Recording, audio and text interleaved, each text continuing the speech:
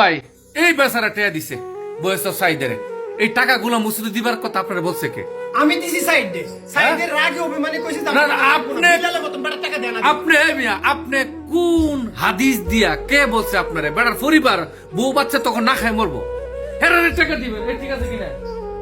হেরারে টাকা দিবেন। হাদিসের মধ্যে নাই এ ভাই আমার এই দিবে আপনারা বিদেশ থেকে টাকা পাঠাচ্ছে, সব টাকা প্রবাসী টাকাগুলা সাইদের পরিবারে দিবেন। আপনি না দিয়ে আপনি মসজিদে টাকা দিতেছেন। আমার একটা কথা ধর্ষক বিলাল ভাই, আপনার যারা ছেলা ফেলা আছে বা আপনার যারা সারিন্দা আছে বা আপনার শাড়ির যারা আছে তাদেরকে বলে দেন টাকাগুলো মসজিদে না দিয়ে এই পরিবারটা দিয়ে দিছে হ্যাঁ যা বাচ্চা আছে। আমার জীবনে বাইসে থাকলে বিলালের সেলাফেলা জিডি আছে বা বিলালের 1 টাকা মানে কি রে ভাই, এটা কোন কথা? তোমাকে আমার আশপাশে 10-20-25 হাজার প্রবাসী যাদের কাছে গেছি 1 টাকা দিব না বিলালের। এটা কোন কথা রে ভাই? বেচারা মারা গেছে, বেচারার সন্তান বউ কার কাছে যাবো? 3টা সন্তান কার কাছে যাবো? তুই বড় মসজিদে টাকা দিয়ে দেস।